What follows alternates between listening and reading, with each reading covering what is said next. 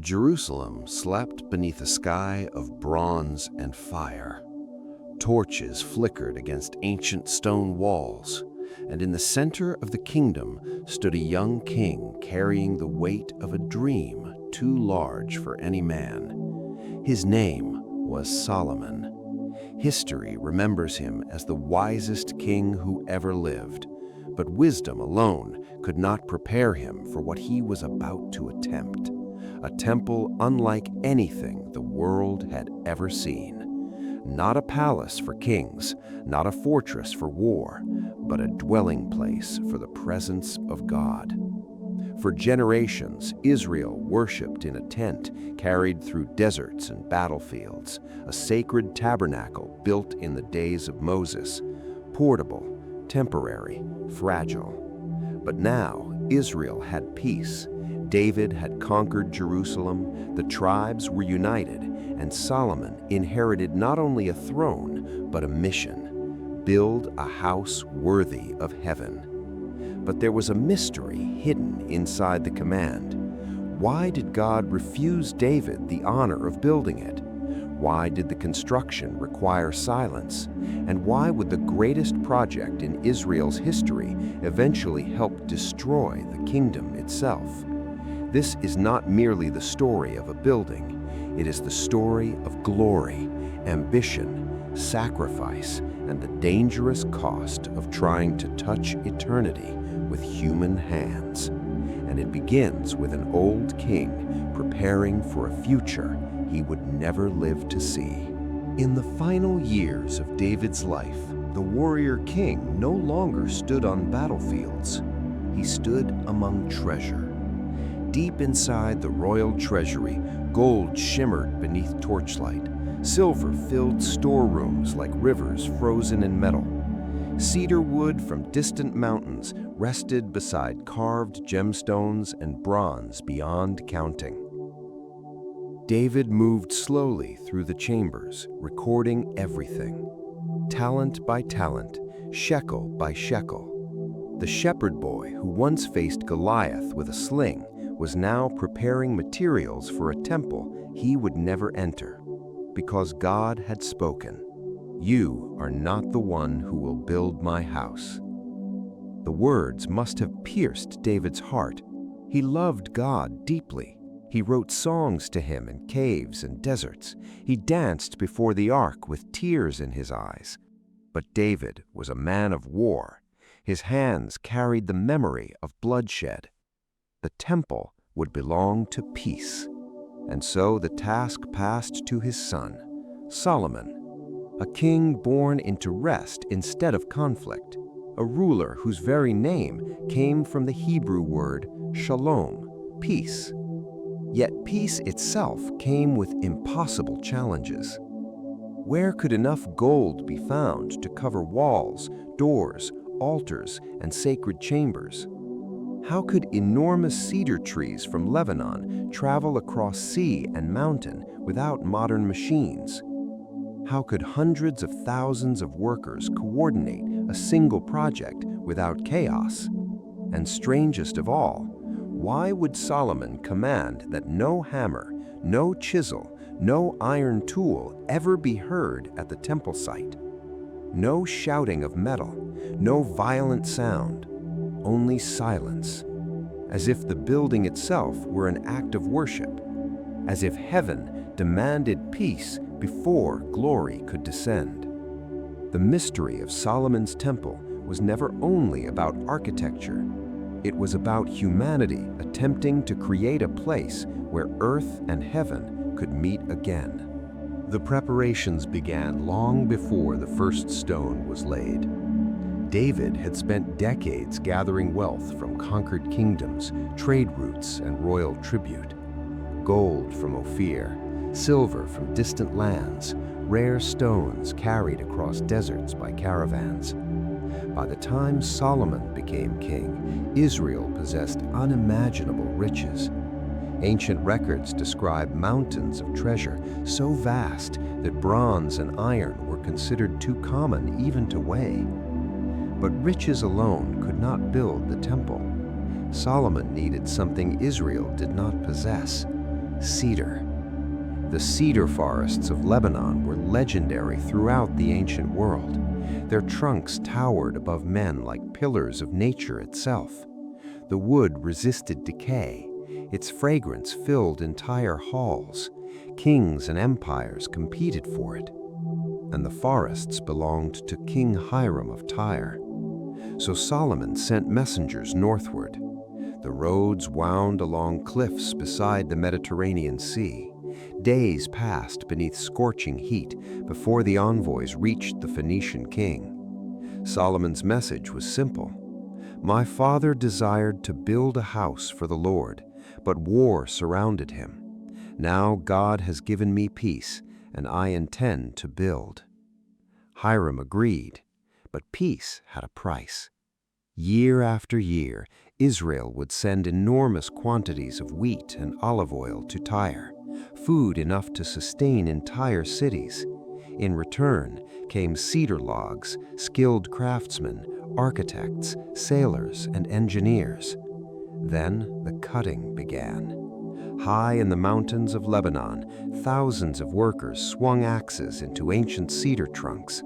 The sound echoed through valleys like thunder. Massive trees crashed to the ground. Branches were stripped away. The trunks were bound together into floating rafts. Then the sea carried them south.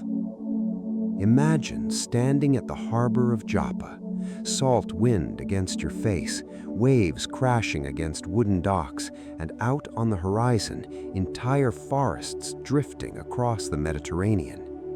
But reaching Jerusalem was a nightmare entirely. The holy city stood high in the mountains. Every beam had to be dragged uphill through rocky terrain by human strength alone. No engines, no cranes, only ropes, sledges, animals, and exhausted men. And the workers kept coming. 183,000 laborers, stonecutters, carriers, foremen, craftsmen. Some worked in rotating shifts, others never rested. The heaviest burden fell upon foreign laborers, descended from conquered peoples, men whose fathers and grandfathers had lived under Israelite rule. Day after day, they cut stone beneath the earth. Torchlight flickered across underground quarries, dust filled their lungs, sweat soaked their tunics. Many of them would never see the completed temple, yet every stone they shaped became part of something greater than themselves. And then came the strangest command of all: silence. No hammer could strike at the Temple Mount. No iron tool could ring against stone. Every block had to be carved elsewhere, measured perfectly, transported carefully, then placed into position without further cutting. Modern engineers still marvel at the precision this required. A single mistake could ruin an entire section of the structure. But Solomon believed the house of God must not sound like a battlefield. Iron forged weapons, weapons spilled blood, and blood had no place in the sanctuary of peace. So the stones arrived already complete. Gigantic white blocks slid silently into place beneath the Jerusalem sun. No shouting metal, no violent noise, only the footsteps of workers and the whisper of wind across sacred ground. Year after year, the temple rose, walls lined with cedar, doors carved with cherubim and palm trees, inner chambers covered entirely in gold. Gold on the walls, gold on the ceiling, gold on the altar. When sunlight struck the temple, witnesses said it blazed like fire. Some travelers shielded their eyes from its brightness. At the center stood the Holy of Holies, a perfect cube, the most sacred room in Israel. No ordinary person could enter it. Inside stood two enormous cherubim covered in gold, their wings stretched across the chamber like guardians of eternity. And beneath them would rest the Ark of the Covenant, the sacred chest carried since the days of Moses, the symbol of God's covenant with Israel. Finally, after 7 years, the temple was complete. Jerusalem overflowed with people. Pilgrims filled the streets. Priests dressed in white linen moved toward the sanctuary, carrying trumpets and sacred vessels. And Solomon stood before the altar, not as a conqueror, not as a warrior, but as a servant. The ark was carried into the inner sanctuary, step by step. The priests disappeared behind the veil. Silence covered the temple. Then something happened that no amount of gold could create. A cloud descended. Not smoke from fire, not desert mist, the glory of God. Ancient scripture says the presence became so overwhelming that the priests could not remain standing. Some fell to their knees, others covered their faces. The temple was filled with divine glory. Imagine the emotion of that moment. For 7 years, men had carried stones, cut timber, hauled treasure, and worked in faith. And now heaven answered. God moved in. Solomon knelt before the altar and prayed. But will God truly dwell on earth? The heavens cannot contain you, how much less this temple I have built. Even Solomon understood the mystery. No building could contain God, yet somehow God chose to meet humanity there. The temple became the spiritual center of Israel. Sacrifices rose daily from its courts.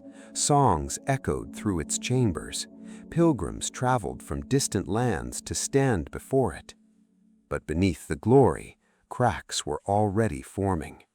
The cost was enormous. Taxes increased, labor demands intensified. Families lost fathers and sons to endless construction work. The northern tribes grew bitter.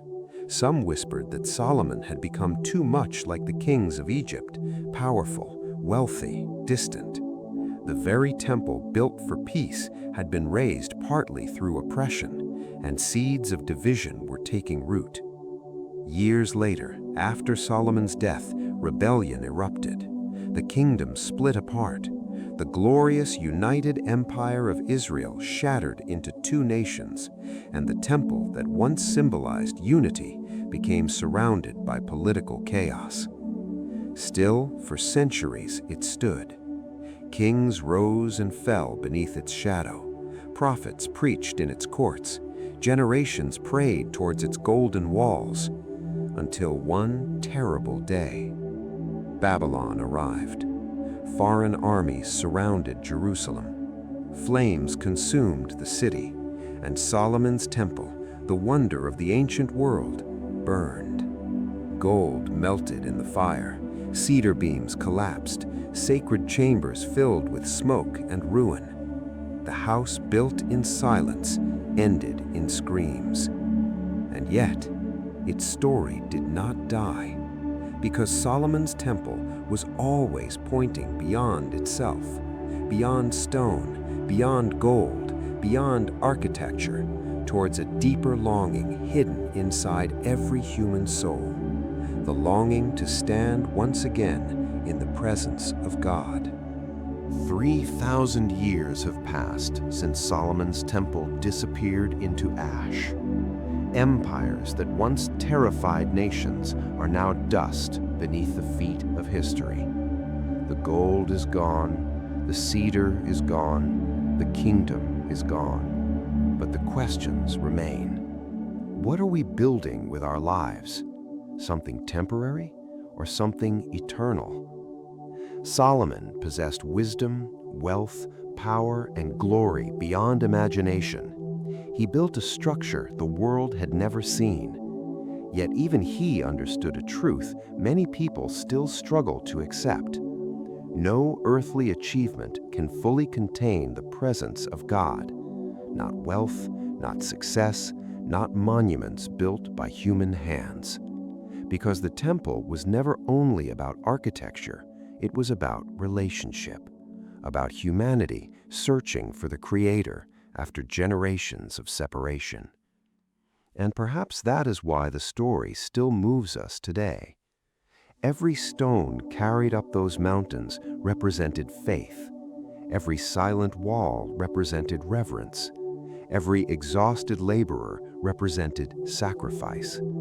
People gave their strength to something greater than themselves. And maybe that is the real challenge of Solomon's temple. Not whether we could build something so magnificent again, but whether we are building lives worthy of what truly matters. The temple eventually fell, but faith survived. Hope survived. The longing for God survived. And according to Scripture, the story did not end in ruins, because one day another temple would come, not built with cedar or gold, but with flesh and blood, a living presence walking among humanity. And through him, the distance between heaven and earth would finally begin to close again. The story of Solomon's temple is not only ancient history, it is a mirror, a reminder that glory fades, kingdoms collapse, and treasures disappear. But what is built for God echoes into eternity.